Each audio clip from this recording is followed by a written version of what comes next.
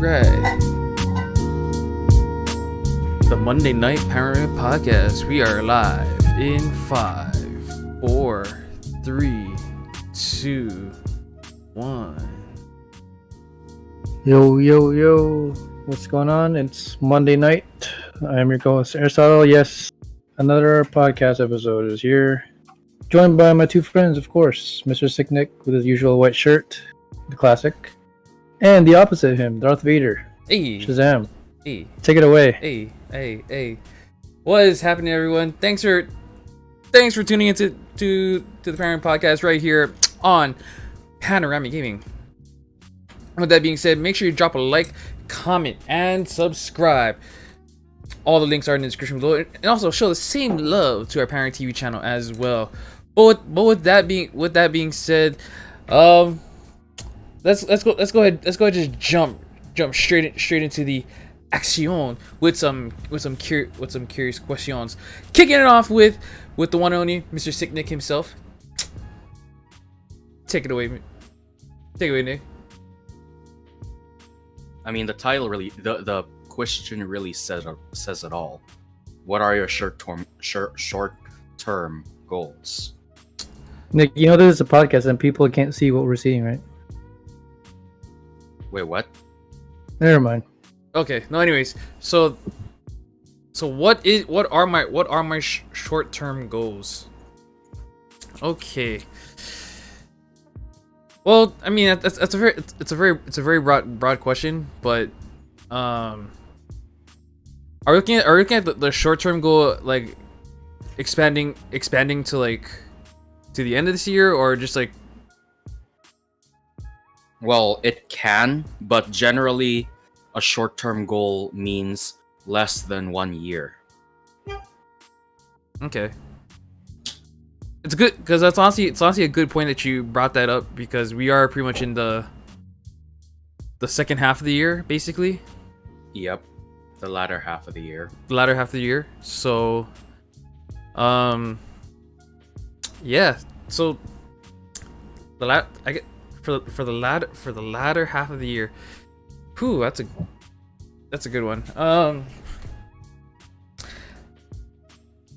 I'd give you the real cheap answer and tell you that that for the remainder latter half of the year is basically continue to lose a lot, continue to be healthy, be fit, and change myself physically. That would be the cheap and pretty much the simple answer I can give you. Or I can give you a legit answer, because yes, I do want to continue my goals, to my physical goals, to get down, slim down to 200 pounds, crossing and praying. The second, or the fact that the fact that my short-term goal for as far as end of this year goes, I like to know that I actually, for the latter half of the year, I like to know that I actually tried saving my money financially, like legitimately, like I like to be financially be somewhere good this year, you know, like. Cause I already have a bad habit of like spending on unnecessary shit. So if I can make the goal for the latter half this year to actually save my money and not spend on unnecessary shit, then I can then that's something I can actually commit to. So latter half of the year, I actually have some sort of savings in my bank. So Okay. But I don't know. I'm gonna I guess throw the question back to you. What were you hoping for, like the shorter half of the year?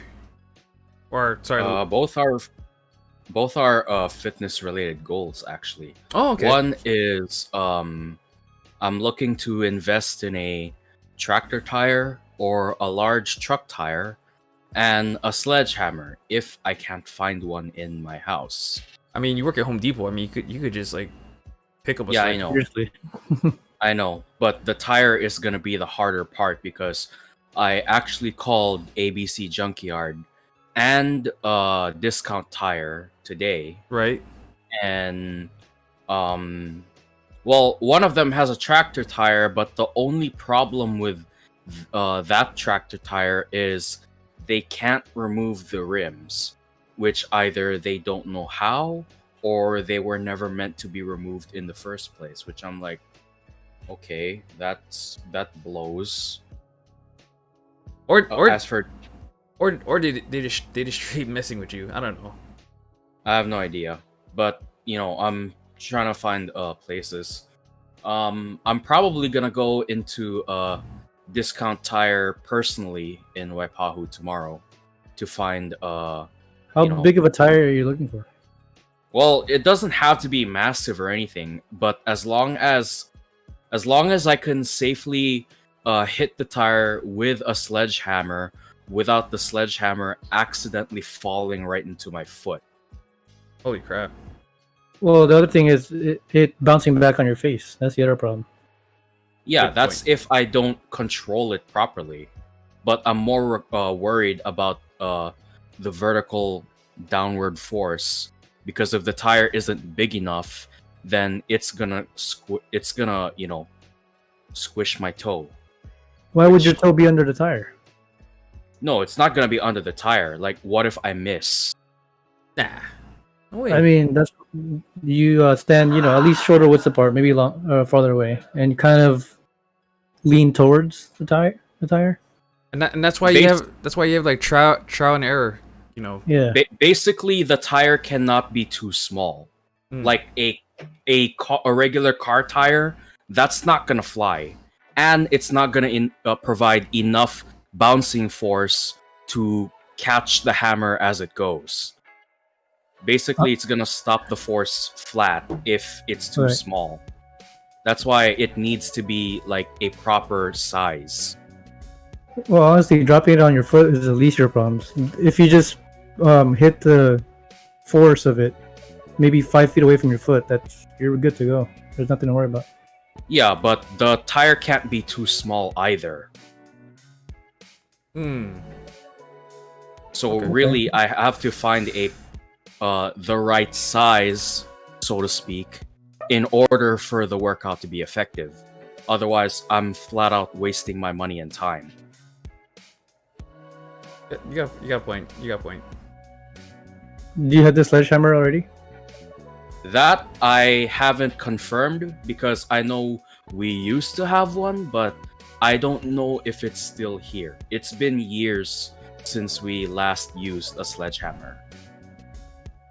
I guess what was the inspiration for you doing the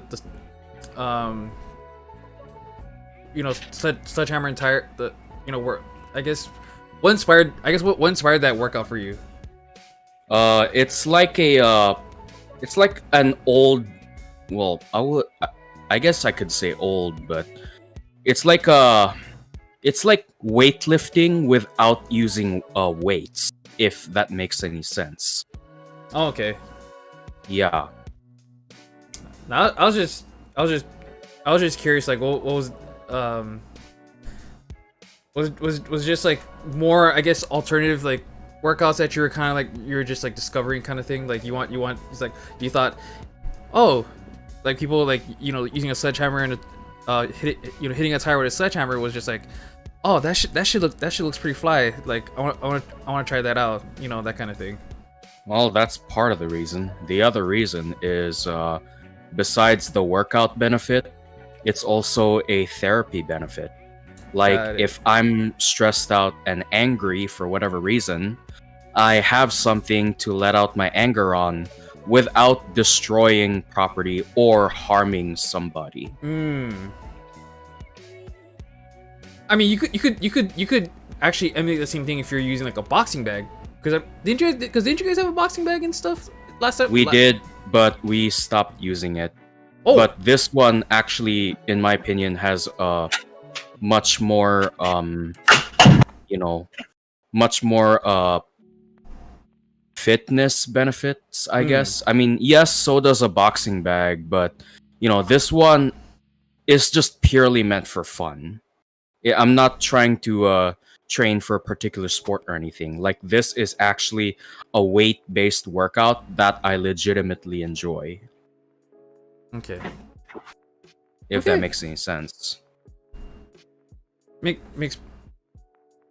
a lot of decent sense. I just kind of guessed it would be like one of those things like, that like I said, it was just one of those things. That looks pretty cool.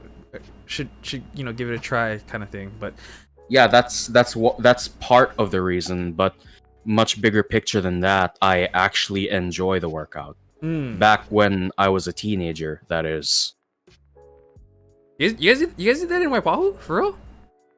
Well, it wasn't necessarily a part of Waipahu Wrestling's formal training curriculum. Right. But long story short, I visited this Warhorse training camp in Waipahu Industrial, and it just so happened that was one of the workouts. Except the tractor tire, there were actually 2 tractor tires stacked right on top of each other. And when I did that, my form was crap, but when I got my form right, I could really feel it burning in all the right places, and I actually had fun doing that very workout, which is why, I want to incorporate it into my workout regimen, while also keeping into the spirit of no need weights kind of workout, even though I'm still technically using some form of free weight, just not like with a barbell or dumbbell. I mean, I don't have anything against weightlifting. It's just that I have a very specific goal that does not involve the use of barbells or dumbbells or kettlebells or whatever bells. Right. Jingle bells? Jingle bells? Yes. Okay. And then also kind of a weightlift related question, but like after you do your sledgehammer hits on tires, do you plan on doing like the deadlift tire lifts? Well, I have thought about it, yes. Like tire flips, and the one where tire flip normally is like the one you do like that, which, right? That is a tire flip. But another form of tire flip is, you grab the tractor tire by the innards, I guess, and then you toss it over your head like that. That takes an ungodly beast amount of power to do so. Shit. Yeah, which I'm sure Deether's gonna have fun with, since he's the weightlifter of the family now. Oh, really? Yep. I thought you were the heavy lifting guy, strong man. No, I'm more into the body weight kind of workouts now. So calisthenics. Yep. Honestly, calisthenics makes me feel like a badass, no matter how difficult or simple the workout is. Okay. In fact, speaking of calisthenics, one of my goals in the midterm, though, not necessarily in the short term, is to be able to do one-arm push-ups. But to be able to do that, this is also another one of my short-term goals, probably my only other one thus far, is capable of archer variations, which I also like to call them assisted unilateral exercises. Nice. Basically imagine doing first you prepare wide push-up position, but instead of doing wide push-ups, you're actually doing push-ups with one arm, with the other supporting your overall weight. if that makes any sense. I understand. Yeah, which is actually the precursor, depending on the workout. I believe, archer push-ups is the precursor to performing one-arm push-ups. The archer body rows is the precursor to performing one-armed rows or pull-ups, depending on which one you do. And archer squats is the precursor to performing pistol squats, basically one-leg squats. And those are hard. I'm not gonna lie. I tried it. I wouldn't say I fell, but I lost my balance. Holy shit. Yeah. Basically, pistol squats are not easy to do, no matter how easy it actually looks. I mean, shit, man. What kind of pistol are you using? .45 caliber. Classic. Yep. Man. Whew. I prefer Magnum myself. If you know what I mean. Yeah, the 6-shooter. I know. Which caliber though? Let's go with the 44. Okay, you're actually pretty good with 44, because if it's 357, it's not bad, but that's not meant to kill a big animal, you know? Exactly. Go hard or go home. Yeah. If you want to take it a bigger step further, try .45 70 government rounds. Or an That's even bigger step from that. This is possibly the biggest bullet to ever be in a revolver. Try 500 Smith & Wesson. Isn't that the elephant killer? Yes. Good luck with the control. Why is it just? It's just one of those things that just goes. Oh shit. Yes. I mean, if you look at the elephant killer, if you look at the 500 Smith & Wesson revolver, aka the elephant killer, the barrel. Okay, this is the best way I could describe the barrel's length. Imagine the dick size of Ron Jeremy on a revolver. I do not want to. Yes, I don't want to picture that right now, but that's kind of. That is possibly a very long barrel on a revolver. Good luck with the recoil control. Let's just imagine the Colossus, attachment. Okay, that's a good perspective on it too. Sexual, yeah. Yeah, that's something I don't want to be. That's a nightmare that I don't want to see at night. What's only wrong? Jeremy's still fucking girls. I thought that dude. I thought dude retired. Not from sex, apparently. I mean, how could you retire from sex? You can retire from porn, but not from sex. Exactly. Good points. Okay. Anyway, we're over here. Anyways, so, well, there you go. I don't know. Yeah, I still don't know how you can retire from sex. Anyways, segue into a couple curious questions here. Number one,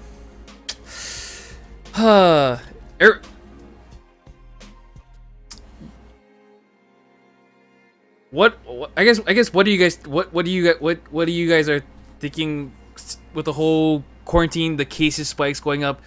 Does it kind of give you a reason to sort of go out more, or does it make you just want to just like stay home a lot more? It doesn't really affect me that much because I tend to just stay home anyway. Yeah. Even on weekends, unless there's like a big outing or something like that. But yeah, speaking of myself, it doesn't really affect me, but it sucks for the economy again because places are shutting down again. LA, well, Cali in general is having another lockdown. Damn. When they just opened everything, so jokes on them. But yep. Well, yeah, and Florida, I don't know what's going on in Florida because they keep breaking their record. I know most cases. A new record. Really? I don't think that's something to be proud about, guys. It's not. Hey guys, we got 4,000 cases today. Let's do 16,000 next week. No, that's not how it works. You're fucking up for everyone else.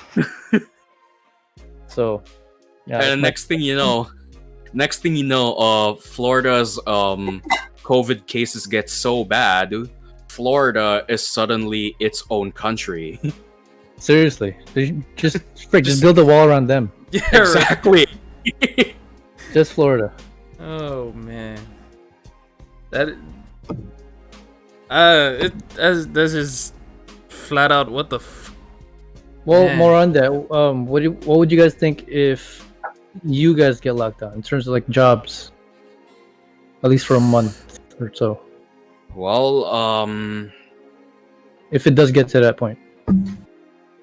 well, firstly, how bad is this gonna affect my workplace? Because during the lockdown, my workplace didn't really get hit all that hard.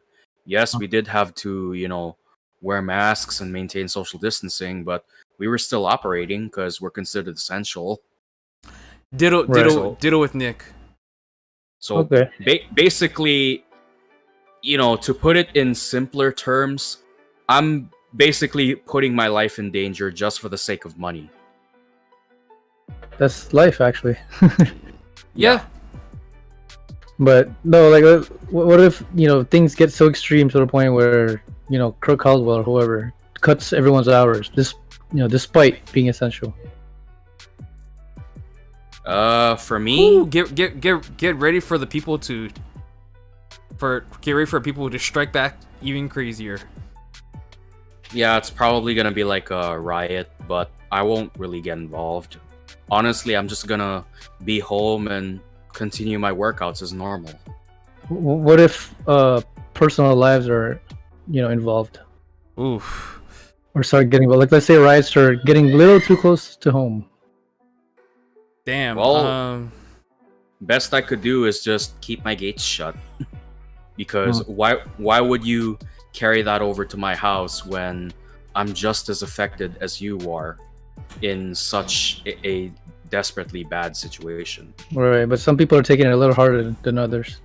That's true, but that doesn't give anyone else the excuse to, take it out of my home when I didn't even start that to begin with. But that's the whole point of riots. Yeah, which again is totally pointless. Yeah, it's collateral to everyone, even innocents. Yeah. And So- everyone affected and everyone. I don't know.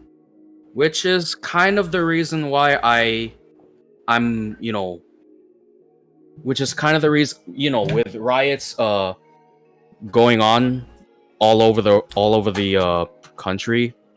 And even though someone has, even though if, an individual has absolutely nothing to do with what caused the riot in the first place, and if it is hitting too close to home, well, let's just say it's probably a good time to be using this. Oh, there we go. Oh. Now we're talking. If it gets too close to home. Shit. Hope you have a license for that. Better be legal though. It's not real. I Chill know. out. I'm kidding. But it is against the law, though. That depends. If you're using in states like Hawaii or California, if you're using any type of gun that exceeds 10 rounds, then yes, you're sliding into dangerous territory. You only need one to kill someone. That's true. But it is more efficient. Okay, well, couple questions here. Like, number one,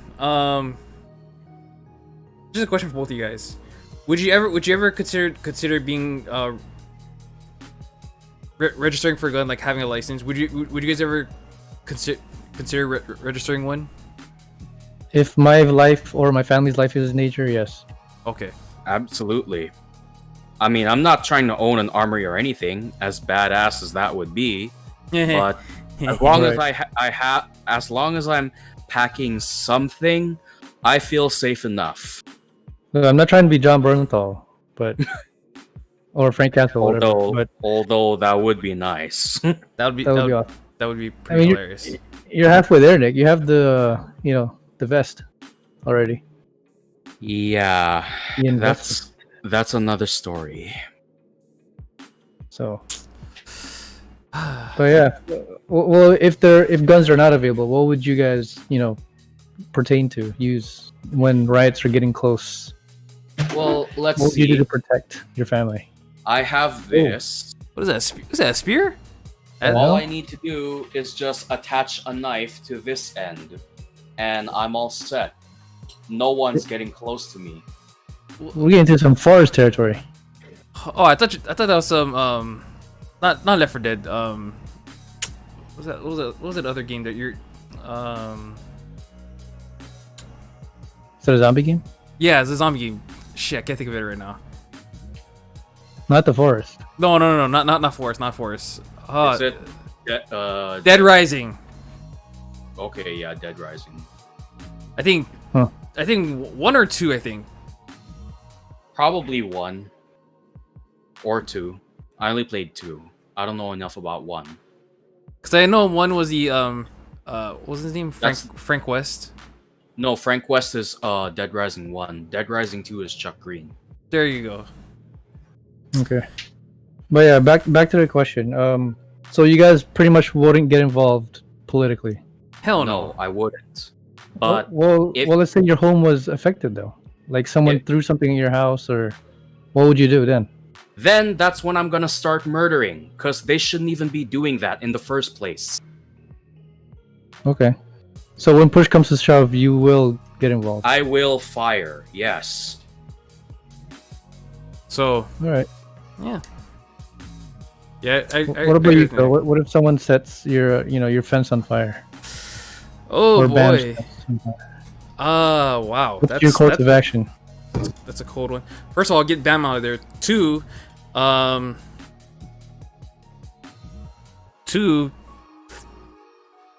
actually get to work. Start building. If I actually get my ass to work and start putting some sort of defense up around my area, and also install more, not webcams, more surveillance cams. That way I can have more eyes out there. Right. That reminds me, I wonder, like, you know what? I should probably save up on tin cans if I can. No pun intended. That way, I can attach 2 of them on a string and then put, like, pebbles or coins inside of them. Yeah. You know where that's going. Smart. Mm-hmm. Sound detection. Okay. Hmm. Oh, good. So the old-fashioned sound detection. Okay. Just because something is obsolete, that doesn't mean it's no longer effective. Oh, as long as you know how to make it effective, then more power to you. I mean, it seems like a pretty easy-looking contraption to make. Yeah. I mean, I've built exercise equipment out of PVC. Security system with just coins, cans, and strings. Doesn't sound too difficult. Yep. You'll be surprised what you can conjure up Yeah. with basic tools. Things you can conjure up. I like that. Is that your question, Phil? Or Oh yeah, no, that was my question. And also the other question, I'm pretty sure everyone's gonna say yes to this, but how screwed up was that judging on Saturday between Max versus Arlovsky? are we in video games streaming already? I mean, watch this. It's been I know I'm kind of skipping ahead, but it's been like, if you want to save it for TV show. I'll say that there, but just okay. I'll put it this way. Yes or no? That was a screw. Max got screwed. Yes or no? I'll just sum it up in one word: bullshit. Thank you. So there you go. So we'll talk. We'll drop in more into that because I don't know. That was some weird ass shit going on. But anyway, all right. Eric, I guess no questions. I had a tiny question. Oh, Hold cool. on. Tiny bubble question. Tiny bubble question. Donho. Yeah. Rest in peace, Don. Yeah, I'm debating if I should save this for next week because it's a lot more deeper than I remember it to be. Mm. Okay, I'll just save it for next week. Oh, okay. I do have another question pertaining to the the lockdown shit. Oh, okay. So let's say humans fuck up the lockdown even worse because humans are flawed and stupid. So let's say like a year or 2 years from now when things haven't got better, we're losing jobs, the economy's going down still, people are rioting still. Literally it starts becoming a mini apocalypse almost. What is your guys' first steps of action? Or it becomes, no pun intended, a war zone. Okay, you can't see my face right now, but yeah. I know. Oh, I can see. I can understand Nick's one. Nick is speaking for me right now. Okay, anyway, but yeah, when it does turn to like that mini apocalypse mode, what is your guys' like first steps of action? Like low water, low electricity, like we're pretty much going back to caveman days. What would you guys do? First, I'm definitely setting up that ancient security system of cans and coins. Definitely putting that all over my garage. Yeah. Maybe making some homemade weapons, some spears in the back. Yep, that too. Some Molotovs. Molotov cocktails, definitely stocking up on those. Phil? Actually, it'd be kind of interesting, but I know it sounds kind of impossible. But prior to when the apocalypse happens and shit, I would actually I would actually disconnect from the current power grid, the one that's connected to Hawaiian Electric, and have my own power source, like going off off the grid power source. Smart, but a little. It's a little difficult and a little ambitious, but I've heard and I've read some stories about people who actually had their own they found source of power. Yeah, they found their own working source of power to power things, which is wow. Yeah, that's some advanced shit right there. So some developer mode going on. Yeah, that's major developer mode. Speaking of developer mode, what's one contraption I would make during an apocalyptic situation? Who remembers playing Black Ops 1, the campaign mode? It's been a while, but yes. Okay, who remembers the part in the Vorkuta prison camp mission where you're flinging Molotov cocktails on 3 towers? Yeah, I'm definitely making one of those. Shit. Especially if things get too crowded outside my home, then yes, that definitely warrants me to use that. The bad thing about, especially for you, Nick, because your place is littered with cars. Yeah. Cars can be made for total annihilation, because they're all full of gasoline and shit. Sure. That's pretty much hazardous for all you guys. Yeah, pretty much. Someone can just throw one Molotov on one car and then, fucking dominoes. Then again, I do have to research how can a car explode, what can cause a car to explode, because if we take GTA, old GTA to be precise, right, into account on how cars explode, that's not actually how it works. You can't shoot a car with X amount of bullets and expect it to explode right away unless it hits the gasoline tank somehow. Exactly. But if it doesn't, then it's just gonna end up full of holes. Right. Isn't that almost like every action movie ever? and then shoot the car. Yeah. Shoot the car and explodes. Yeah, that's not how it works. Life is in the movies. It's time for Mythbusters. Yeah, that's busted. Yeah, same thing for shooting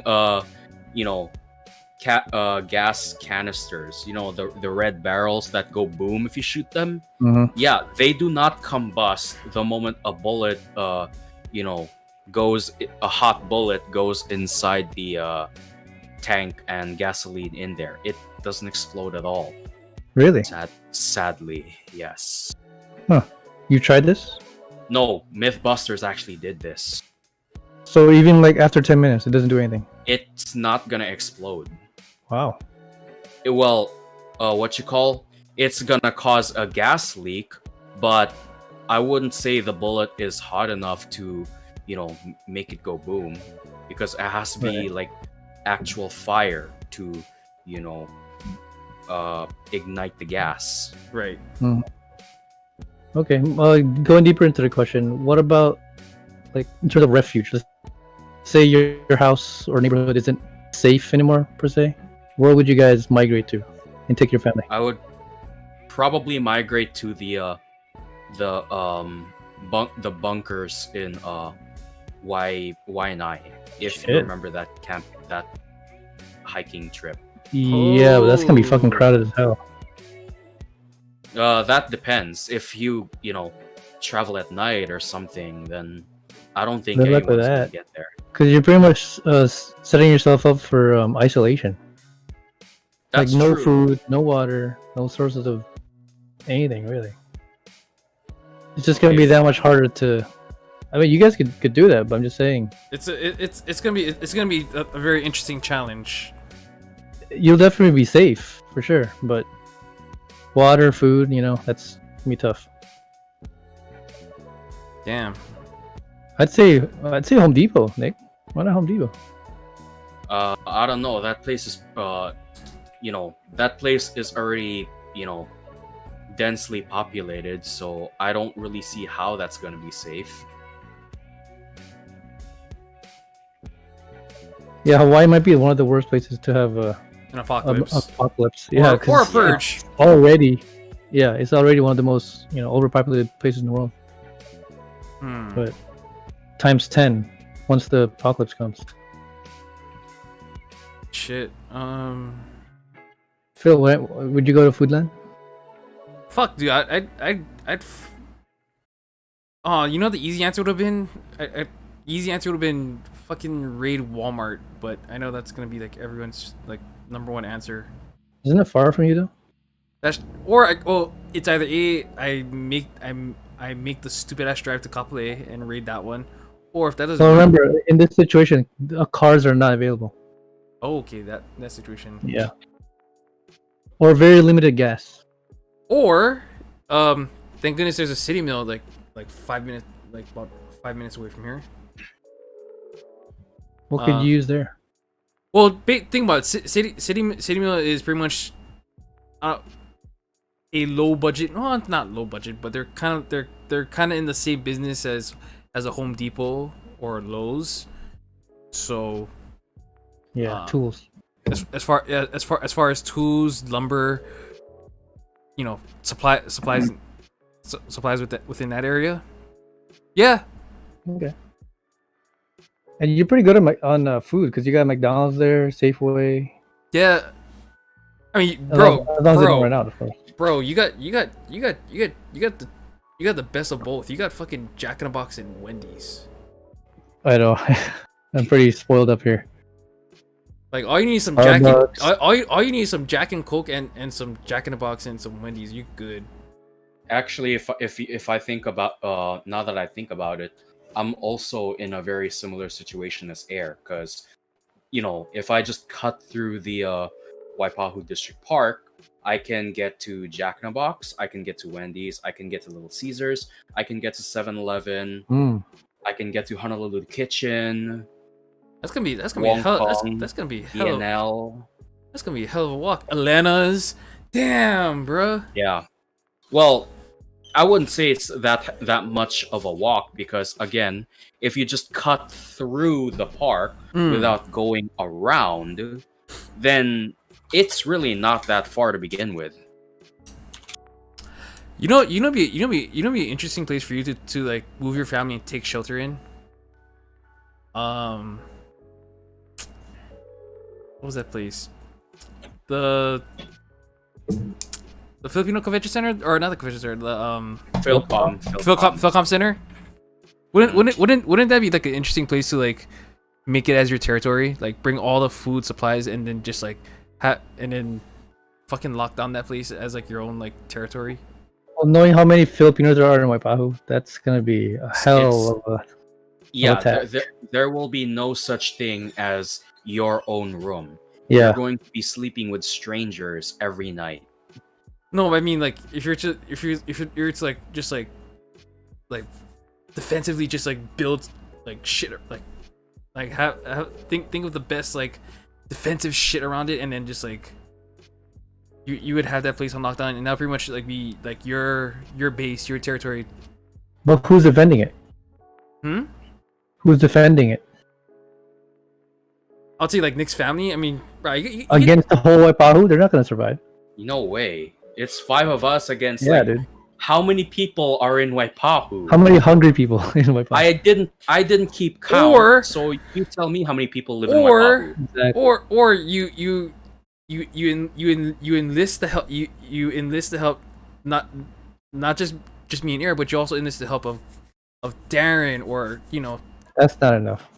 Yeah, that's no. That's a very small population compared to the rest of the Waipahu population. Even all your friends ever, if they were available, including, and I'm not just talking about Waipahu proper. I'm talking about Waikele, Waipio, Village Park, Royal Kunia, all of which are a part of Waipahu. And not only that, but the whole thing with trust. Like, let's say you do find 100 or 1,000 people to back you up. Yeah, you can't really 100% trust them. Yeah, exactly. If they find any advantage over you, they will take it. Yep. So, pretty much every man for themselves, almost. Okay. I don't know. I just thought I presented the idea. I presented stupid ass idea that'd be a. If there's any sort of like logical way to lock down Philcom Center as like your base of operations, which would be awesome. That'd be nice. Like that. Fool's hope, though. I know it's fool's hope, but hey, one can only dream, right? I mean, shit. I mean, that's funny. It's fool's hope because I never once even thought of it until you brought it up. Yeah. Right. So there you go. Well, you get too close with that spear, Nick. You might I know. hurt someone or hurt yourself if you're not careful. Or you might harakiri. No. Okay, first off, there is absolutely nothing sharp on this spear. The worst thing that'll probably happen to me with this is maybe, that. That's okay. it. My question is, when did you start spear fishing? Actually, I just found this around my house just because. I don't even know what this is supposed to be. Shit, it might have been a strip pole for all I know. No, that's a very thin strip pole. for this, okay.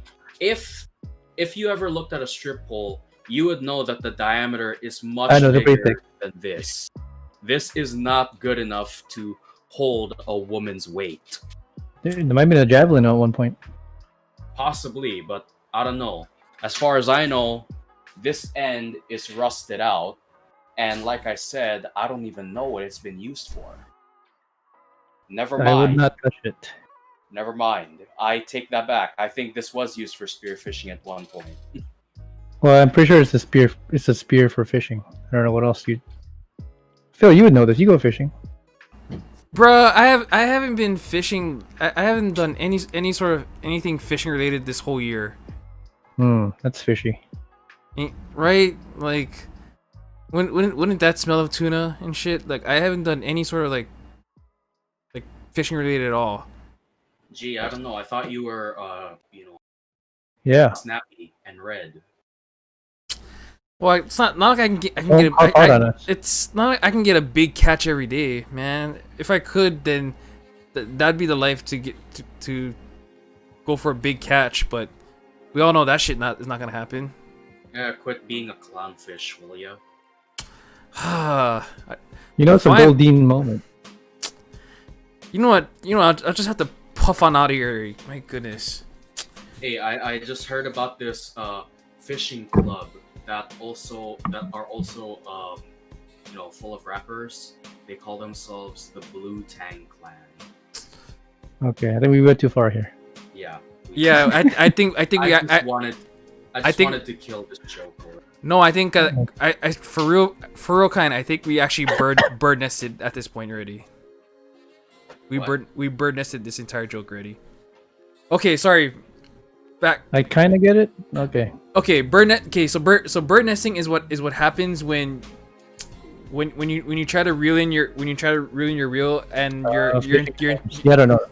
Your entire line becomes all your entire fishing line when you reel it back in, your whole line tangled. becomes all tangled and messy. So Oh really? yes. And with that, that's our fun discussion. I don't think the audience can cringe anymore. Yeah, I'm cringing so hard. I'm about to pop a blood vessel in my brain. You should let it marinate. Wait, did we just enter another one? Yeah, we did. No. Let's get out of here. Yes, please. Let's get into Half-Life. Yeah, right. And speaking of which, dude, sorry, real quick, Nick, did you know that Monterey Bay closed, dude? Yes, I got the news. Damn, that sucks. Fuck. I'm honestly not that completely saddened about it. But what does make me sad is I won't get to try all of their foods. Yeah. Because as far as dining in goes, I've only had one. And I actually forgot what it was. I just think that was a fun experience watching you perform, dude. Yeah, I know. Not gonna lie, that was a night to remember for sure. Sure. Anyway, So. Yeah. Rest in peace, Monterey Bay. Anyways, wait, is it like finally like fully closed or just like temporary? It's fully closed. Damn. I know. So what's taking the spot? No one knows Who yet. knows? No one knows yet. Oh yeah, obviously the economy. With the economy, yeah, no one. You can't really say. I know. It's weird. It's weird for a spot like that to be taken at the moment right now. So. I mean, the restaurants everywhere are closed, so it's just a matter of time before other restaurants probably close too. True. Mm-hmm. Cross my fingers for Jack in the Box and Wendy's. Oh no, I do not want. I doubt they're ever gonna close. Okay. because they're fucking like global franchise shit. Yeah. True. I mean, like not the company itself, but just like locations, is what I meant. Oh, okay. Well, in that case, then. Nah, I don't think. I have my doubts that those will close. Okay. I mean, people go buy food there every single day. True. How could it close? And plus, how could they close? Plus, you have a Jack in the Box that's open 24 hours.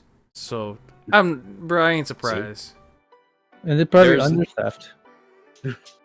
So they're paying people to buy them food, to buy food. So there you go. So I ain't surprised. Like, bro, like you could be heading to Jack in the Box at 2:00 in the morning after having a Jack and Coke, man. Exactly. So I don't know about 2, but maybe 3. Okay, fine. 3 in the morning. We'll go 3 in the morning then. So, anyways, going with Nick here with some Half-Life 2 action. Okay, so I have been sort of grinding on Half-Life 2, and I'm not gonna lie, I am having quite a bit of fun whenever I play it, that is. And I'm just about to head into Ravenholm. For those who don't remember, Ravenholm is the only level in Half-Life where you're facing nothing but zombies. Damn. Yeah. And there's this achievement in although I will not spoil the level itself, there is an achievement completing said level using only the gravity gun, which I cannot wait to do. Damn. Do you get the gravity gun from the beginning? No, you actually get it when you go into Black Mesa East. But early on, though, right? Before you start Ravenholm, you get the gravity gun. Okay. Yeah. Damn. Gotcha. Any thing else in the orange box you've been playing, or just Half-Life? Just Half-Life 2. Right now, I'm trying to play through Half-Life 2 in chronological order, meaning Nice. I won't be playing Half-Life 2 Episode 1 and 2 until I beat Half-Life 2. And then after Half-Life 2, Half-Life 2 Episode 1. After Half-Life 2 Episode 1, Half-Life 2 Episode 2. Okay. Remind me how many episodes are there? Technically, there's 3. Half-Life 2, the full game, like, the standalone game. And then Half-Life 2 Episode 2, Half-Life 2 Episode 1, which is basically the continuation of Half-Life 2.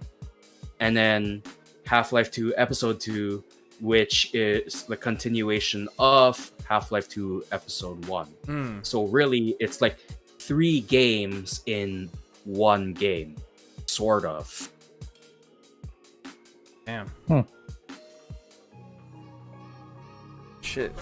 What do you know? All right, right on, dude. So right now you're in Half-Life 2. What episode you said you're in? I'm in Half-Life 2, like the very first game, Half-Life 2. Okay. I'm not in any of the episodes yet. Oh, okay. Shit. All right. Oh, there you go. Right on, dude. Man. But yeah, a lot of nostalgia is coming back to me for this game. That's why I'm loving every single minute of it. Nice. Well, you've been saying a lot of good stuff for a while now about Half-Life, so. I mean, it has its downsides, that's for sure. But besides that, it has a lot of memories for me. Memory lane. Yeah. Strolling down on strawberry fields. Anyways, oh man. Penny lane. On Penny Lane. Penny Lane. Either one works. I like Strawberry Field, but Penny Lane is also pretty catchy. Sorry. Anyway. I agree. So for me recently, I haven't been gaming as much, but other than playing retro Street Fighter Third Strike via Switch. So besides that, hey, honestly not really much. As far as the gaming goes, I'm slowly trying to transition over to Twitch. Nice. It's a very slow transition because I'm trying to work diligently on making new layouts and trying to get myself to work with StreamLabs a little bit more. Have you heard of Caffeine? No, I haven't actually. It's actually a new, very much like Twitch, stream-based kind of platform. It's mostly geared towards musicians, but gamers are on there too. Oh, no kidding. And it's a lot more easy and intuitive than Twitch, from what I heard. Okay. Actually, gotta send the link here. Word. But yeah, it's good for if you want to stream some games, small games here and there. Got you. Okay. And it's its own platform, so you don't need OBS or anything like that. Oh wow. Like everything's there. Yeah. I will definitely give this a look after the show. So Okay. right on, man. Shoot, I gotta try me some of that. Anyways, Air. So how's T-Lao? Am I saying that right? T-Lao 2? T-Lo? Yeah. T-Lo? It's actually just as easy as just Last of Us. Yeah. Anyway. How's yeah? Roller coaster of emotions. I'm just getting okay. I'm just getting like left and right hard balls at me. Shit. Obviously, if you played the first game, you would be more emotionally hit by this game. 'Cause it's just like, I mean, how far have you watched Walking Dead? Through Walking Dead? Fuck. I think I kind of lost it after season 7. Glenn Dead and Yeah. Abraham. Yeah, I think I kind of lost. I think I kind of just like lost the show after season 7. I didn't like follow up with like 8 or 9 or the other seasons and shit. No, I get you, but that's pretty much the same thing, same effect in this game. Because you're just having like characters you care about die left and right, and you're just like, well, who the hell wrote this script for this game? Like, they got some some brilliant ass writing. That's what it's up. Well, that and very enraging because they're killing most of the favorite characters. It's pretty much the same effect as Walking Dead. Like the same feeling I had when I watched that show. Because I'm in the same boat as you were. I stopped watching after Glenn and Abe died. I was like, really? What's the point of hyping up these characters and growing them just to kill them off in the end? Right. Yeah. That's a pet peeve for me in terms of story writing. Yeah. Well, no, I agree because like, I mean, some people kind of just like straight support the show like. Oh yeah, for sure. Afterwards, and it's still going. Good for them. Yeah. And shit, but like. But for me, like Glenn and Abe, like those were like two of the biggest characters, and it's kind of hard. Even Carl died, so it's kind of hard to watch the show without them.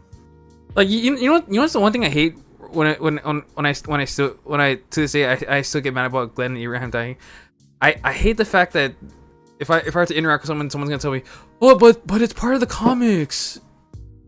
Yeah, I get that too. But in the comics, Glenn died like way later than what they did in the show. But that's not really the point, right? Yeah. TV show comics. I know you want to keep the authenticity of the comics, but it's hard though. You know, when a lot of fans love Glenn and Abe, and for you to just like fuck him over like that. I don't know. I'm 50-50 in that. Yeah. That shit just favorite characters dying. Yeah, I don't know. That shit just gets like way too weird for me. But I guess going back to like Last of Us 2, like this is pretty much like that feel. Same feeling, dude. Yeah, it's hard to play this in one sitting because just emotionally it drains you. The story is very heavy, and you know, seeing people die left and right. Yeah. Dying. Yeah, but again, as a fan, you want to keep going, right? Right. Just to see what happens next, so they don't die in vain in a way. Just to see the Last of Us. No pun intended. But it does live up to its name, that's for sure. True. Very true. And well, ain't that something? Oh man. Okay. All right. Going into segue into a quick quote of the week. Thanks, Nick. Train the way. Oh, sorry. Go ahead, man. Train the way you want to train. Basically, don't copy anybody else's workout just because it looks cool or somebody told you to do it. Make your own workouts, and I promise you'll be consistent with it since you're the one who created it in the first place. I mean, I mean, it's okay to kind of borrow some, or not borrow, just kind of be inspired some ideas and kind of. Okay, yes, that, borrowing ideas, that's totally fine. But if you're the one who willingly took it as your own, then by all means, do it. But don't copy or don't do somebody else's training just because somebody told you to do it. You do it because you want to do it, not for somebody else. Tell Nick. Preach it. That's major preaching right there. The quote of the week. There you go. Quote of the week, ladies and gentlemen, quote of the week by Sick Nick there. Brought to you by. Okay. There we go. All right. Oh, we do have one for long story short. Because honestly, my long story, because I really don't have a long story short. Anyways, Nick, outing, nice. Surprise. With two Had an ladies. outing. I know. Lucky We guy. had an outing on Saturday night. Wow. One was with Carolyn, because I know her so well, and she knows me so well. And another is with a friend of hers who's from Japan named Kanae, which I'm not gonna lie, she does look kind of cute. I'll be honest. So you had a 2 girls 1 cup moment. Okay, let's hear about this. Anyway, we went out to California Pizza Kitchen in Kapolei, since Kanae has never tried it, and this is the second time I've ever met her in person. But besides that, we had a good time. We had some good talks. Yeah. Had good pizza. Or we each had good pizzas, I should say. Shit. Here's the highlight of the outing. When we paid, our bills, when we paid our bill, and it was time for us to go. Carolyn needed to go to the restroom, so Kanae and I just carried on and went outside. There wasn't much people outside since the mall was closing and all that, and we decided to put our pizzas down on the lamppost, since the top is flat and it can carry anything, pretty much almost anything on there, even pizza boxes. Anyway, we decided to just camp out over there until Carolyn was finished with her restroom endeavors. I know that sounds kind of wrong of me saying it.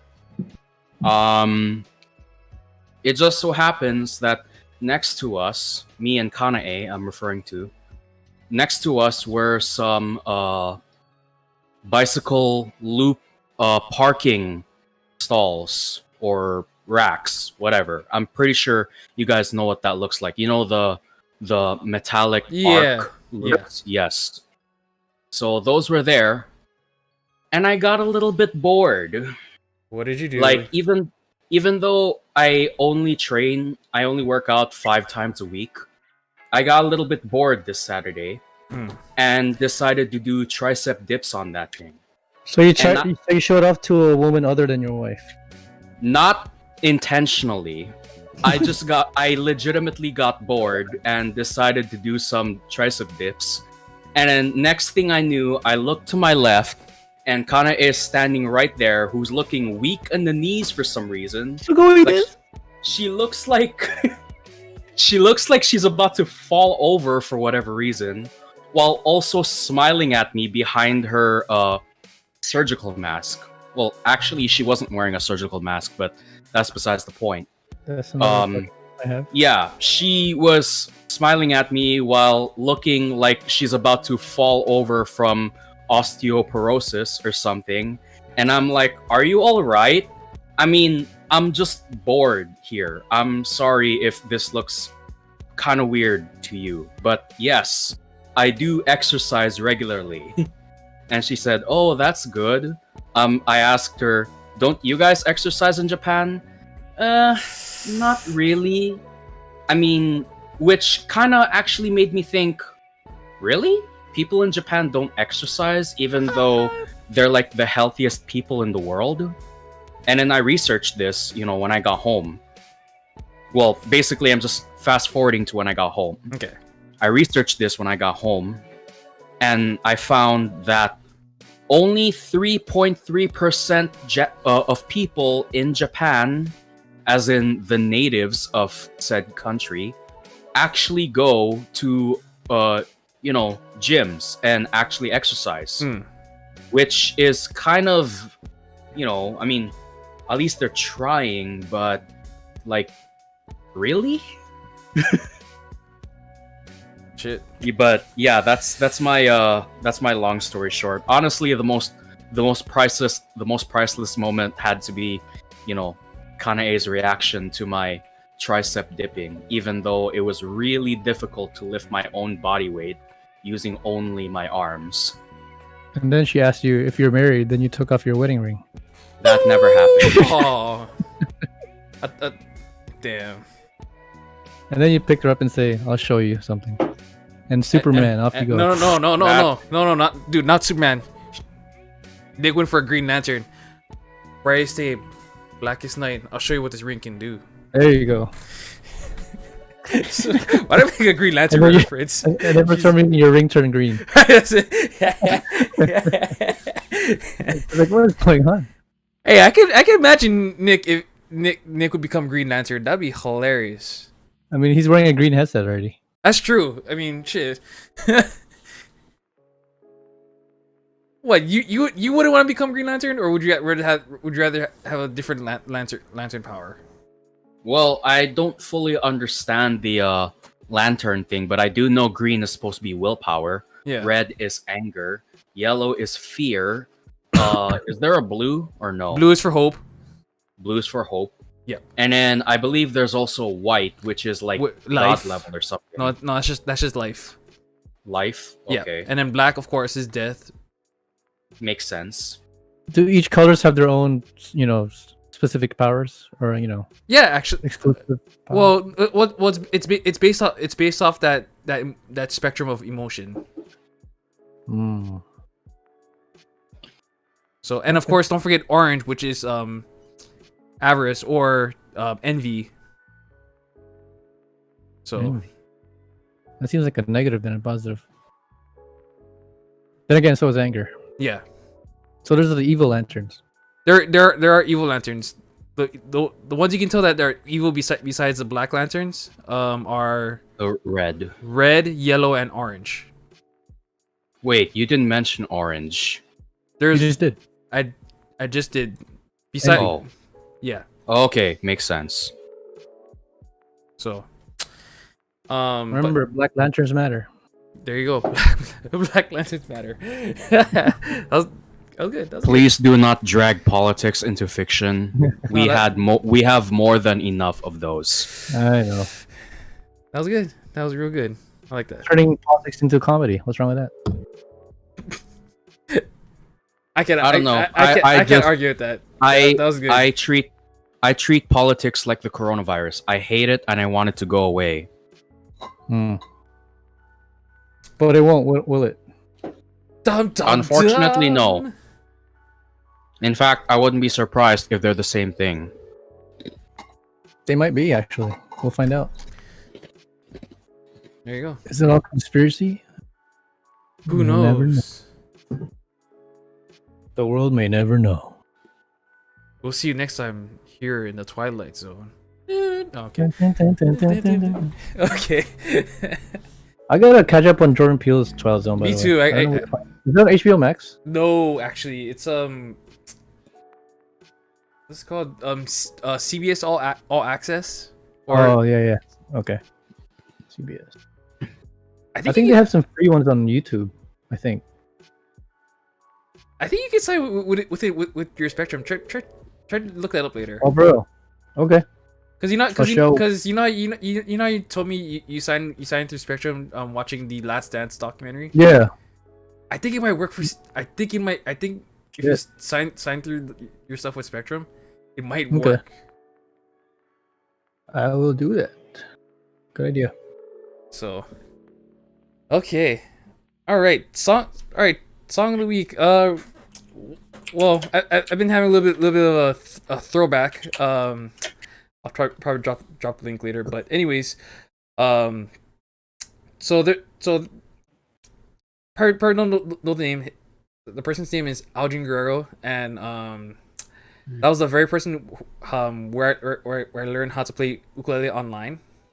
Like, if you could find like different like lessons on certain songs, like Let It Be or something. But other than that, I just had. Like I was able to find like a lot of his stuff on Spotify recently, and had some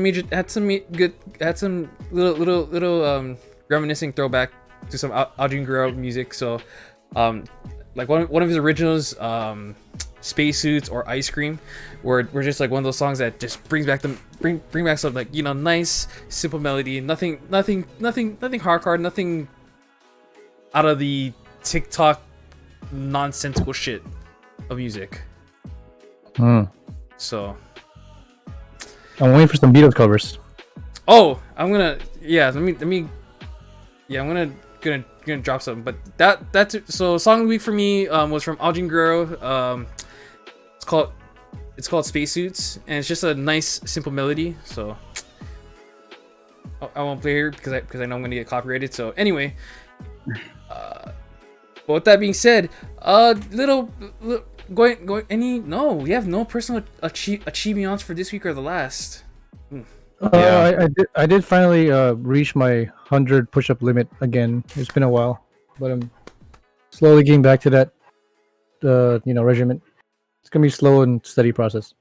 I basically have a similar process. Remember how so you know how the One Punch Man training regimen?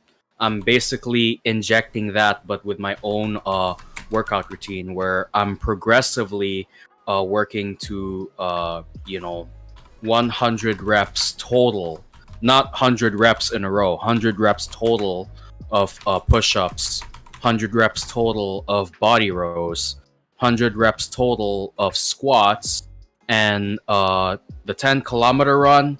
I figure I might keep it at that 20-minute HIIT, since, like, although yes, I am trying to cut weight, I'm also trying to sort of build muscle, like, get that muscle tone in. In fact, I got recognized by a couple of people at my workplace and within my own family for doing that. Like, yes, they noticed I lost weight, but they also noticed that I've attained some form of muscle definition. So yeah. Shit.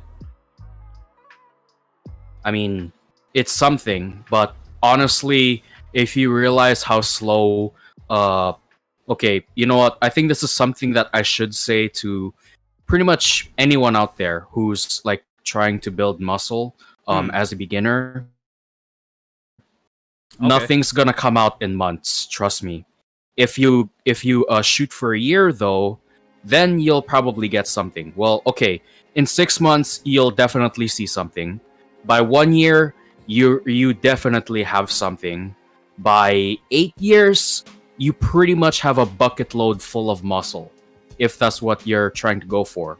But as far as like muscle definition goes, that's somewhat of a different story. But the point is, if you want to know how slow muscle building is, or muscle growth in general, it's much slower than a sloth moving from point A to point B. Seriously, it's that slow. Have you ever seen a sloth move? Pretty damn slow. But yeah. Huh. Yeah. But what is slower than a sloth? Muscle building.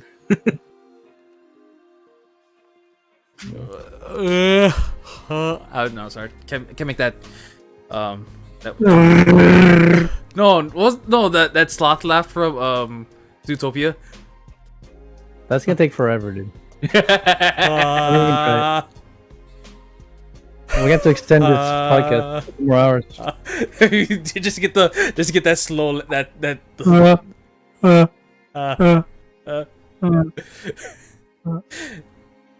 I cracked up when they did that. I cracked up when they did that bit the first time. The sloth laugh. The freaking fourth time I still cracked up. My parents love that scene. Are you serious? Every time. Yeah, dude. You love that scene. What the fuck? Because the fox finished the joke like 10 seconds in, and the sloth is still laughing like 20 seconds later or 30 seconds later. Like, okay. Right. Oh man. That's damn. So here we go. Oh, okay. Right on. Well, yeah. Well, not so much achievements this week, to be honest. As far like as far as trying to like go out running around my neighborhood at least 30 minutes to an hour. At least 30 minutes an hour. That's so not much achievements, to be honest. But other What is this guy name? Gerard? Aldrin Guerrero. His voice is really like smooth. Pretty good. And and the way he does the chord progression on ukulele it's actually pretty cool. Or the way he does that. And he's a local talent? Oh yeah, local talent. I discovered him like years ago, like probably like a decade ago. Damn. I'm sorry, Nick, but I'm gonna have to jump off the Synesthesia wagon and get on the Guerrero wagon. Don't worry, we're on break, so right now we're kind of irrelevant. Like, yeah. So go say it. Besides, Yeah. So going back into like I'm Ukulele enjoying Underground. my fitness journey right now. Oh, there you go. Yeah. So Ukulele Underground was the like. I didn't go to like a ukulele school like much like other kids do. I kind of just learned ukulele online via YouTube, and this is like the one place that I actually learned like a lot of stuff, like basics and shit, and then just learn songs at the same time. So, but yeah, well, I guess since we're already jumping into TV shows, movies, and online videos. Okay, so the one What do you want to get off your chest, Phil? Oh, okay. A couple things I want to get off my chest. So, I'm pretty sure everyone. I don't know if everyone did. Nick, I don't know if you did, but if you caught this past weekend UFC 251 live. No, I haven't. Well, live from Abu Dhabi in. I can't believe I'm saying this. Can't believe I'm saying this, but in Yas Island. I know. It's a. Yeah. Yeah. I don't know whose idea to let's name this place Yas Island. And after the decision was made, we all said no. No, literally, like what? Should be no island. Like no. Was there any? No. You gotta. No, not that one. No. You gotta have the Consuela no. Like, huh? Oh, senior. Oh, you gotta have that Consuela no. No. Superman not here. No. Yeah. Consuela. Consuela. Yeah. No. No. You have lemon pledge? No. That's creep. How accurate that was. Anyway. But anyway, so the co-main event,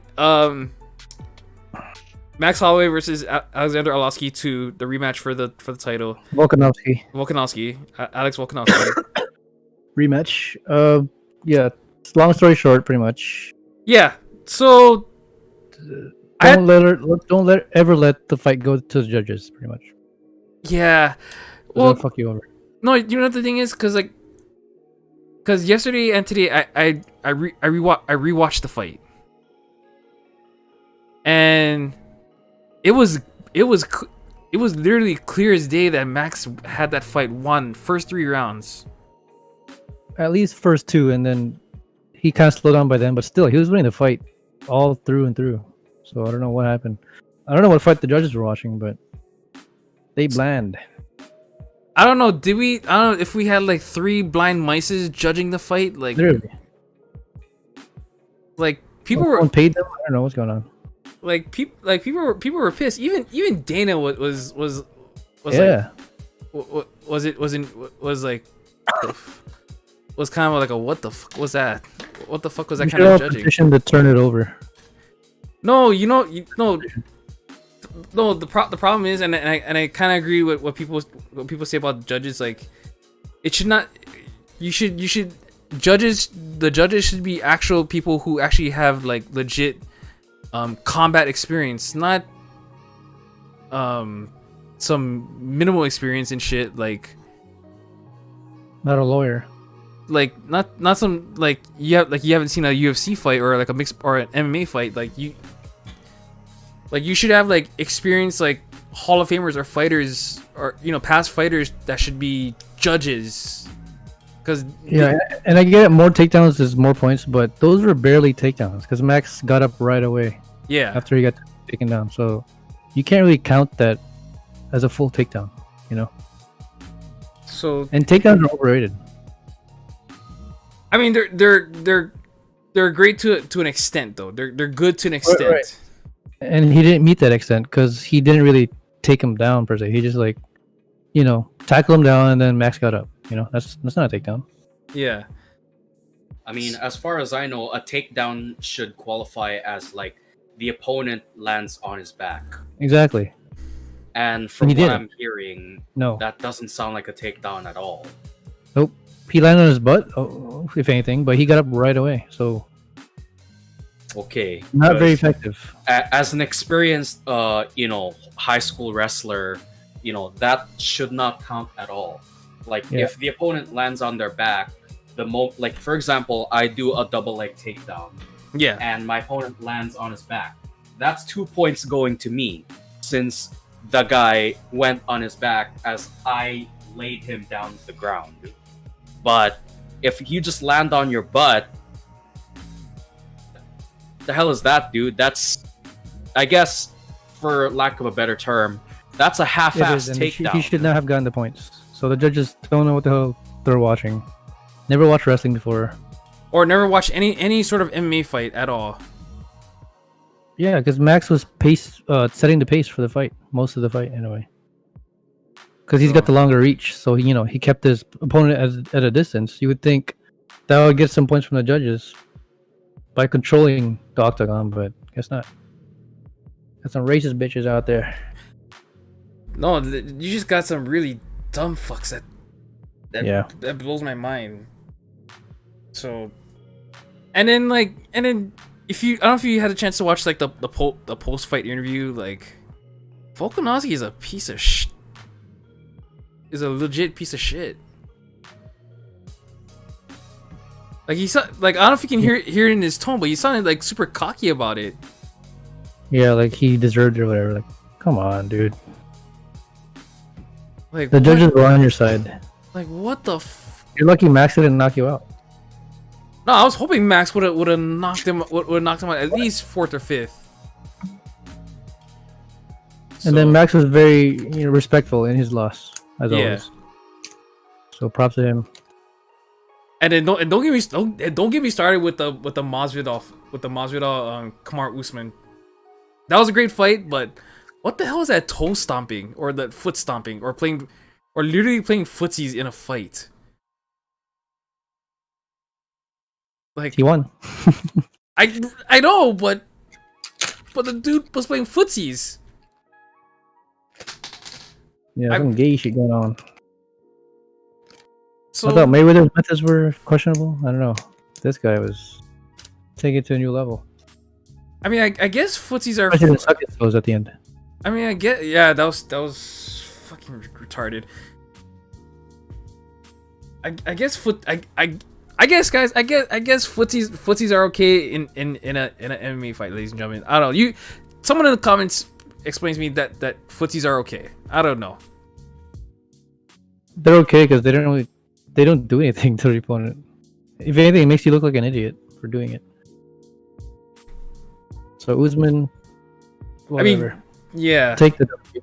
But you won like a wimp. But yeah, no, shout out. No, but really a Mayweather Pacquiao fight. You're Masvidal was, is the Pacquiao of the sport, and he's like the knockout artist. But no, fucking Mr. Footsies over here had to stop the entertainment. Right. They should have a rule against that, like limit the holding. They should. I don't. Fans would want to watch that for 20 minutes, I mean, it's like literally watching any wrestling. Yeah, to watch a fight, they want something entertaining, not someone stomping on their foot for 20 minutes or holding them. So, like, I mean, if you want to watch holding, go watch some wrestling. Like shit. Damn. Are you talking down on your own sport? In some ways, yeah, I am. In some ways, I am. Like, okay.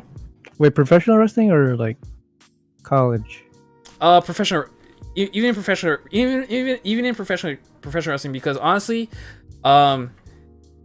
as awesome as I think, as awesome as a fan as I am this sport, there are. I watch wrestling a lot long enough to know and observe like certain aspects of a match. Like you can tell when like I can tell I can pretty much know at a good point that some matches like are just like awfully terribly produced or just awfully done in the ring. Like someone goes in for elbow call, someone, you know, for example, someone just goes starts elbow collar position and then goes for a rest hold and holds the rest hold for the longest time, making the match so legitimately boring and not fulfilling. Yeah. Like there, so because in pro wrestling you're not only granted it's scripted, but you're really like telling a story in that environment, and you want that story to be good. And sometimes a lot of story fight, a lot of matches end up being shit. Yeah. So That's great criticism there, because it's true. So yeah, like I could spend hours talking about like different promotions that has like really shit matches. But we'll say that for another show. Yeah. We So should do a wrestling talk show. I've been thinking about doing a wrestling talk show. Professional sports in general. Yeah, Or sports / fitness. that too. But man, it would be one hell of thing to do. But other than that, hey, it is what it is. So Anyway, next topic. Let's not dwell on the bullshit too much here, so because Max deserves to win. Anyway. anyways, oh, okay. So anyways, I guess Nick, what I guess other than going out, I guess what entertained you this weekend too? Nothing, not much. Not really much worth talking, really. Okay, that's fair. Okay. Just work and sleep, pretty much. Work, train, work, sleep, repeat. Video games in there too, but you know, Same shit, different day. yeah, I'm not as addicted to video games as I used to be. Like I do still play video games, but like right now my number one greatest hobby of all time as of right now is, you know, working out. Shit. Well, there you go. Well, what? Good on Okay. you. Good on you, mate. All right. So, I know we're kind of just dragging the show a bit, but anyways, let's. Yeah, you can tell her. I know. So, let's go ahead. Let's go ahead. Drag the show to its halt because we are getting into our end of the show, which is time for top topics of the week. Or you guys want to do some would you rather action? I don't know, did you guys have any top last week that you want to do? I know one of you guys had something. I kind of forgot what it was now. Because Nick did last week's, and that was really entertaining. The Yeah. gym I etiquette. Gym etiquette. We can do another pet peeves. Gym pet peeves. Yeah, Or I'm gym down pet for peeves. another pet peeves. Oh, pet peeves. Okay, Um, what's the setting here? What's the setting? what about like Oh, types of drivers or types of shoppers? no. I think one just came to me just now. Types of girls. No. Pet peeves in a restaurant. Okay. Okay. Pet peeves dining in a restaurant. Okay. Dining in. Okay. Dining in. Okay. Start us off, Shazam. Okay, so here we go. Top topic of the week. It is our top topic: pet peeves in dining in a restaurant. Starting at number 5. Number 5. Probably the easiest one. When when someone sneezes into their hand, but doesn't, but like disgustingly does not excuse himself to go to the restroom and wash their hand. And just wipes his shorts or something. Yeah, come on, bro. Proper etiquette. Like even before COVID, like it's like basic shit. Like if you sneeze in your hand, excuse yourself and go to the bathroom. Number 5, people that sneeze in their hands And don't wash their hands. Oh Like boy, the sneezing part isn't bad per se, but not washing your hands, yeah, that's something to be ashamed of. for real. Okay, I'll go with my number 5. Pet peeves in a dining restaurant. Yeah, just like proper etiquette, pretty much. Like people rubbing their butt or picking their nose. We're in the vicinity of food, people. Come on. Keep your hands sanitized and keep away from us, really. Keep your germs away from us. Because we're eating here. You're right. Or coughing. At least cover your mouth or go outside or I don't know. Like, like hacking coughs. Those people that like cough really loud for like an extended period of time. Man. Like, we get it. We like the attention, but stop. Oh, man. Yeah, that's a number 5. That's a good one. I guess number 5 is pretty much similar to everyone's over here. Like whenever someone sneezes or coughs, I mean, that's when I'm tempted to get everybody off of their seats just so that person could go and wash their hands. Because seriously, that's just nasty. We don't want another pandemic. Yeah, exactly. We're still trying to get rid of this one. Or actually, let me put it in a more impression-like kind of way. That's nasty. Oh man. Yeah, I love that guy. That guy's awesome. Nasty. Rest in peace, Cleveland. Rest in peace. Jesus. Okay. All right. Number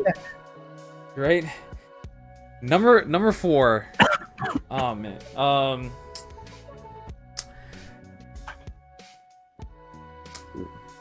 When your patience is tested, when the host or hostess tells you you have to wait an hour or 45 minutes just to get a seat. Yeah. Well, that can't really help much because it gets busy. So Really that's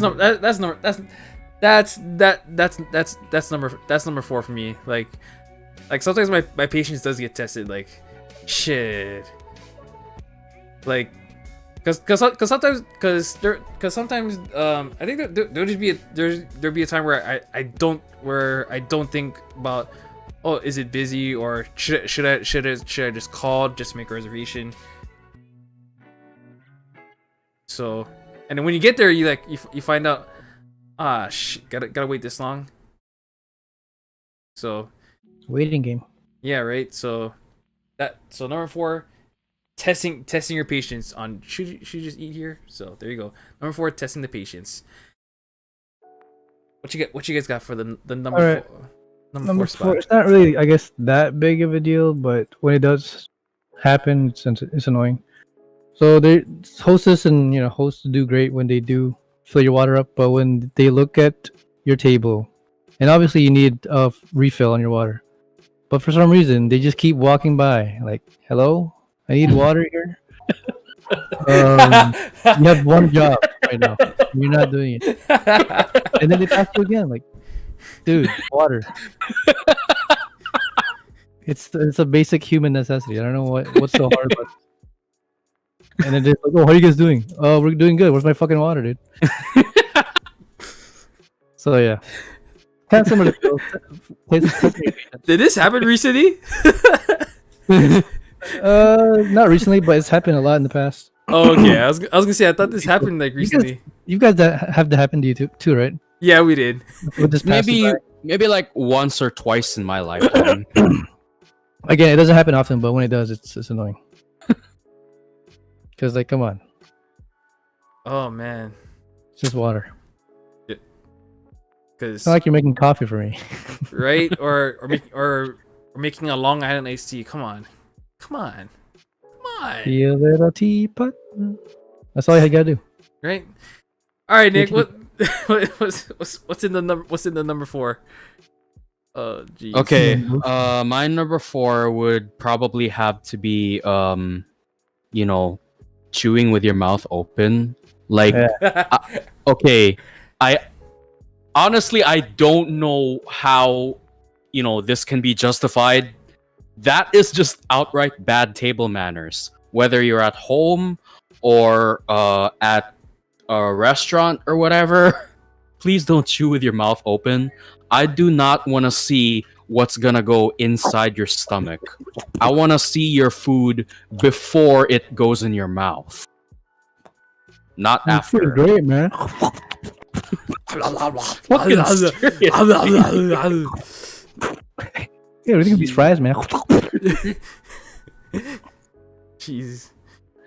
Oh man. Here. Number 3. Number three. Oh man. Oh. Okay. I don't know if you guys experience this. I don't know if you find this kind of annoying, but when kids or babies get uncontrollably loud. Yeah. Like they cry, I want this, or you just hear babies crying like, man, can I just like enjoy my food without y'all kids trying to like be whining and shit. Yeah, time out. Like damn. Like, and then you know it's also annoying too. Like I don't know what kind of parenting did you just let the kid run around the restaurant, and then you get like the servers who are trying trying to balance food, like, oh shit, That's like every movie I've ever watched. Yeah. Like, bruh, control your kid. Make him sit leash. down. Yeah. I mean, there are times where you have to treat your kid like a dog. This is one of those times. Because they act like it. Like, bruh, come on. Come on. And when a huge ass family brings like 20 kids over, like, Bro. How many times did you guys fuck? Oh my. they take up like God. 3 booths of tables. Like, Jesus Christ. This isn't. What- And this kind of this kind of attributes to why we have to wait long now. Yeah, pretty much. Party of 30. Please come in. Party of 30. What? Party of 100? What? Yes, we fuck too much. Get over it. That's pretty much what they're saying, right? It's just Pretty much, yeah. And it's annoying. Like And they're no, we just will not use condoms. they're just begging to get their nuts cut off. so. Anyways, yes. Number 3. Loud ass kids, and they just need to get some lickings for acting stupid inside a restaurant. Hey. So, okay. Hey. Number 3. Aaron, Nick, what you got? I'll go ahead. Number 3. Okay. This doesn't happen again as often, but when people, and thankfully it hasn't happened to you, Phil, but when people with like, large amounts of facial hair eat and the food gets stuck in their beard, and you can clearly see it, like what, like it's all messy as hell. Like, yeah, you might want to clean that up a bit there, sir. The food goes in your mouth, not on your face. That actually reminds me of a certain line in Epic Rap Battles of History, courtesy of Al Capone, with this epic line. I mean that rat's nest beard. Fuck, I forgot how it goes. But if you watch Blackbeard, Blackbeard versus Al Capone, you'll get exactly what I mean when you watch the rap battle. But yeah, just like food getting stuck in people's beards and hair. Like, yeah. Clean it up, people. Clean up Please. on aisle 5. I mean, food belongs to the mouth, not the beard. Yeah. No matter how good looking it is. It's fear the beard, not feed the beard. Exactly. What'd you say about beard? Huh? No, just kidding. Nah. Yeah, that's why I said it wasn't for you. I know. I was just. Unless you have, then yeah, you might piss me off. No, I'm just kidding. Nah. Cut it off. Right. What if Kratos walks in like, boy, read it. Nah. Anyways. Read it, boy. Anyway, Nick, with that number 3 though. Okay, number 3.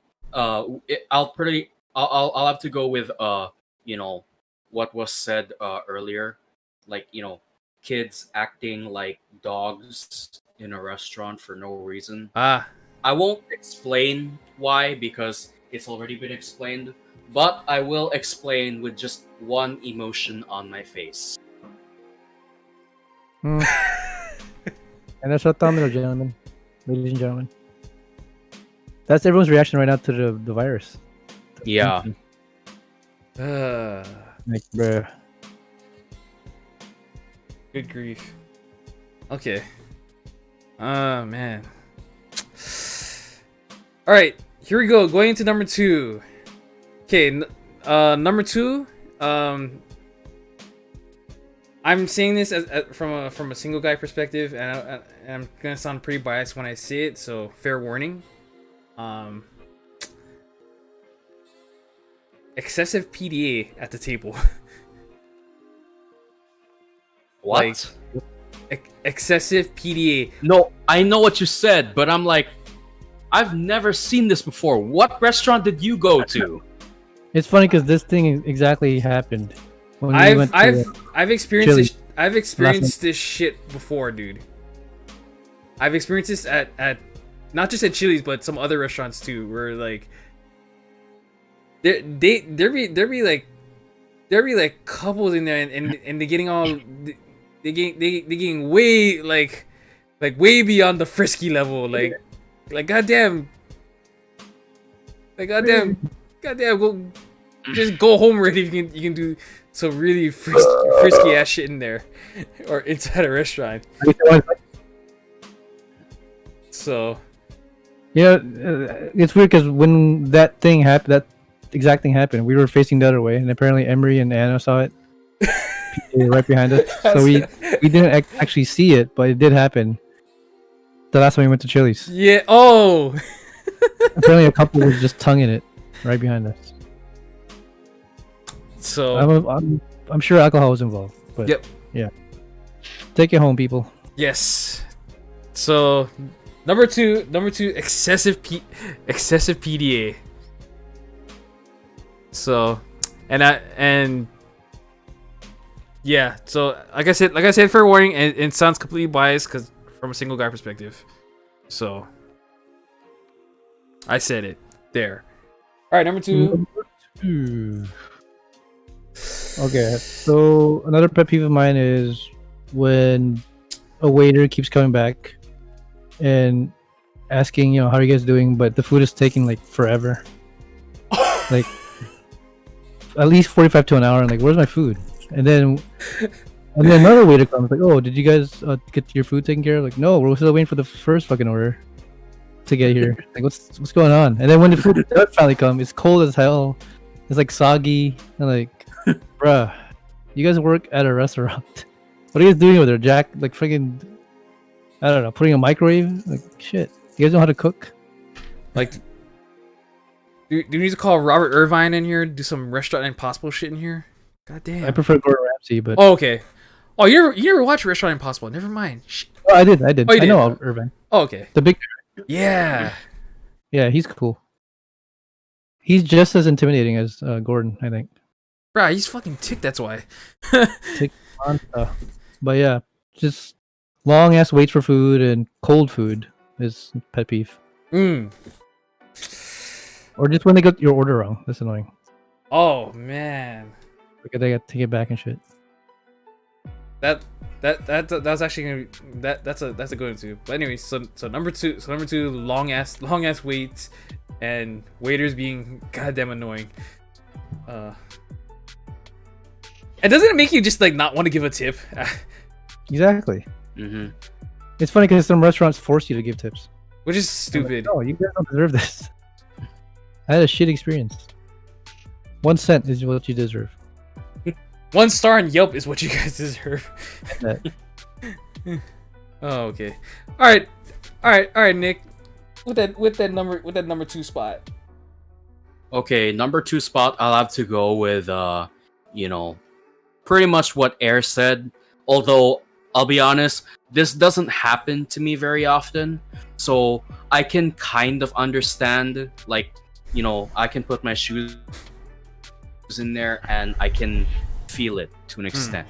Okay. Like, it does get annoying when, the food takes long and all that. But at the same time, if there are other people in the restaurant that's like, jam-packed full, like from table to table, there are other customers that are in the same situation as you, then, you can't really blame anybody except maybe the other people. Right. Maybe. But, like, if it's that situation where there's not that many people and, the food is taking unusually long just for it to be prepared, then I might want to speak up a little bit. Like, what's going on here? Is something wrong in the kitchen or whatever? Like, I'm not going to get in your face until it's like the second time it happens, but, Only once. What's going on here? Like you visit my table like 30 times in the past like 5 minutes. Right? And how the hell do you do that in a span of 5 minutes? And they ask you the same question, like, "Oh, are you guys doing okay? How the hell do you think I'm doing?" I'm Nick, waiting for I was damn food." only exaggerating that shit, but I'm doing fine, but I do have to question where's my order. Where's the thing that I came here for? Yeah. I mean, I know there's like a bunch of people, but usually it takes 15 minutes max for food to come down to the customer usually. Right? And even like the big foods, like I can take like 30 to 40 minutes, but 2 hours, hour, like, come Seriously? on. Are you guys hunting the food right now? Like, what's going on? are you guys talking story in the kitchen? What's going on? Is there like one staff working tonight? Right? Oh, that's gonna suck. He's the busboy, waiter, and the cook. that's a And the major. cashier. That's a major. That dude's gotta be paid like some crazy shit for doing like 5 jobs or 4 jobs at once. Oh, Needs to be Flash. damn! Or he's got to do some shadow cloning technique. Yep. God damn. Alright, Phil, take us away with your number 1. Number 1. This is true story because it happened on 3 different occasions. Uh-oh. Messy. Well, you can. True story. Three occasions where the actual plate and cup was dirty and wasn't cleaned properly. Yeah. Or utensils too. Or utensils automatic. Yeah, that's nasty. Like, and these occasions only happened when I was with my family, not with you guys apparently. It actually happened once with you. Oh, it With did? me. Last year when we went to Zippy's. Remember when we saw Grushin and Dio off and we went to Zippy's? Yeah. Yeah, dude. All those utensils have like Oh, that's dried right. That's dried food right. on it, and it's like, ugh, what the hell are these stains here? I'm not gonna eat off this. I'd rather eat with my hands at this point. That's right. Then again, I grew up in Holy it, so it's easy. Holy, that's right. God damn. Wow. Yeah. Fucking A, man. Yeah, number 1. On 3 different occasions, well, actually, yeah, three of those occasions. I should add that part of the occasions. The Zippy's night out with Gretchen Dio. That was. Holy fuck. That's right.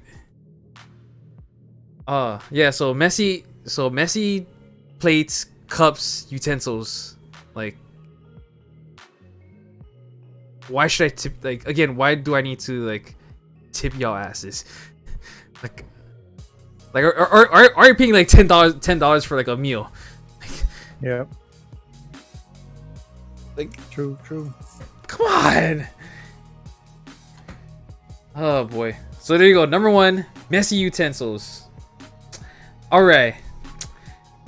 Air Nick, what you got for the number 1 clutch spot? Nick, why don't you go first? Okay.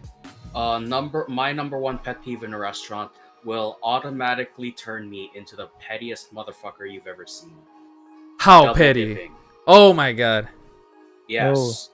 You want a good way to contaminate food for everyone to the point where absolutely nobody is going to eat the food except for you, which you can eat it all up, you fat swine who Damn. should go to a slaughterhouse.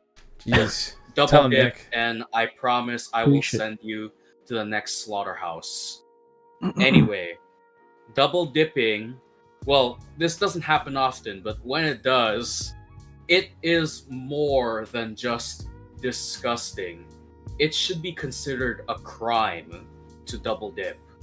Like, seriously, I take one chip, dip it in salsa, put the whole thing in my mouth. It's really not that hard. That's what she said, by the way.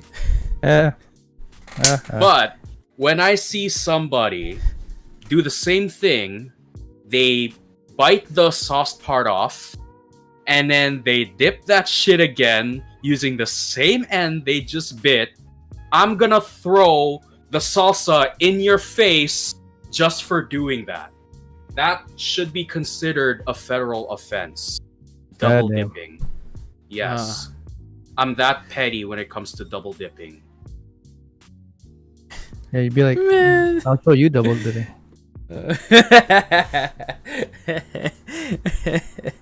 Double dip these nuts. No, But again, I will admit, these moments are extremely rare for me. So thankfully, that's never happened in my life.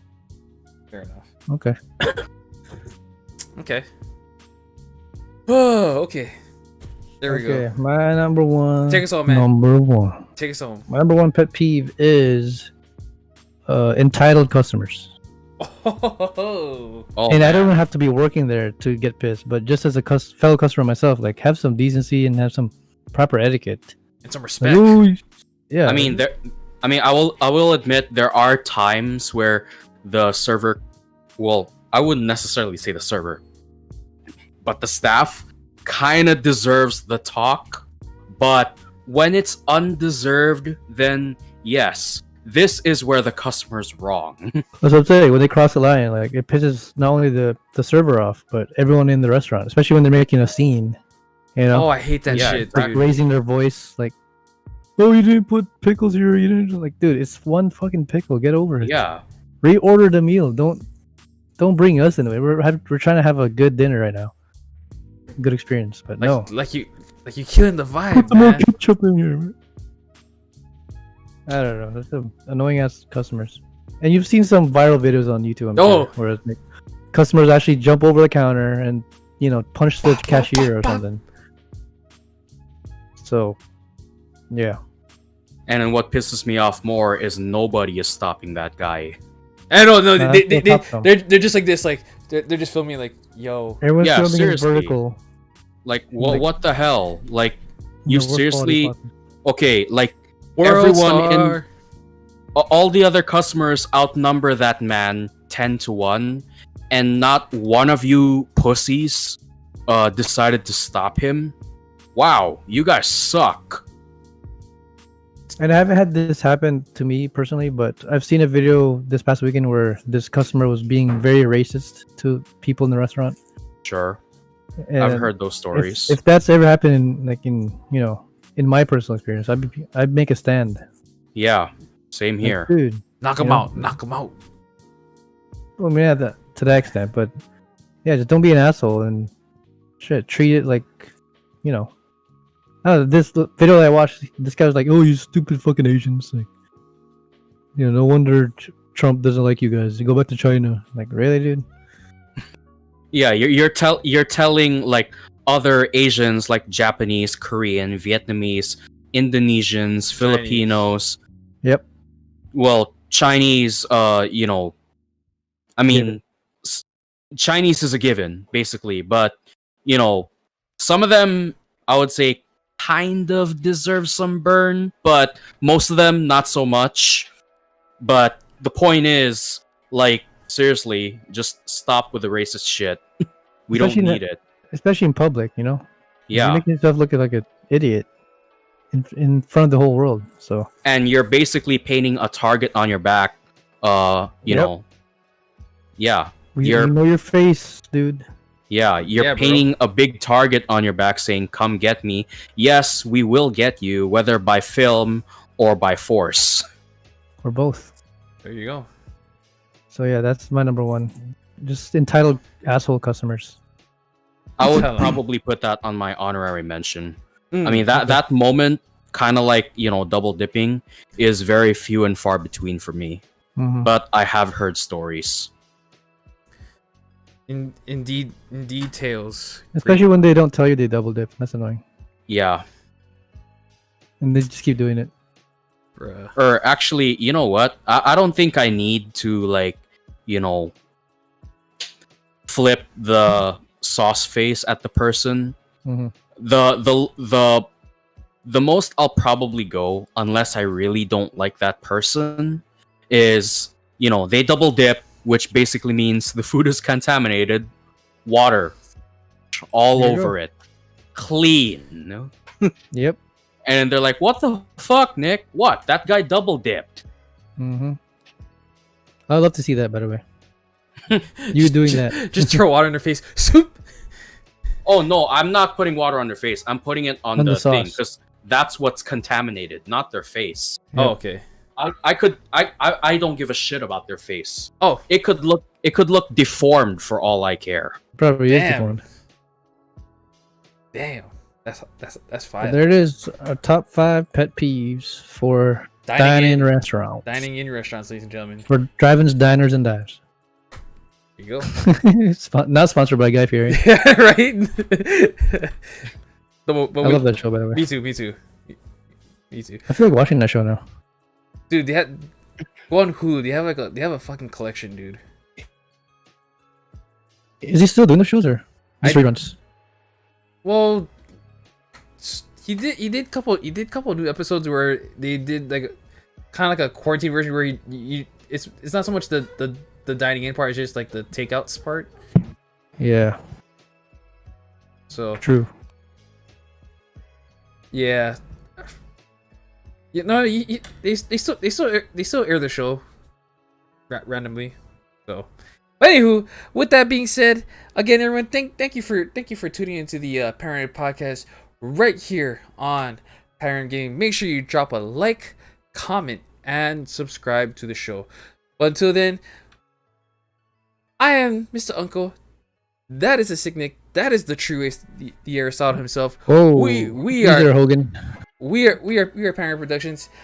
We'll see you guys back here next week on the podcast, on the Monday Night Podcast, the MNP hashtag Monday Night Podcast. All right, MNP guys. MNP. Till then, shouts. See y'all. Peace. Peace.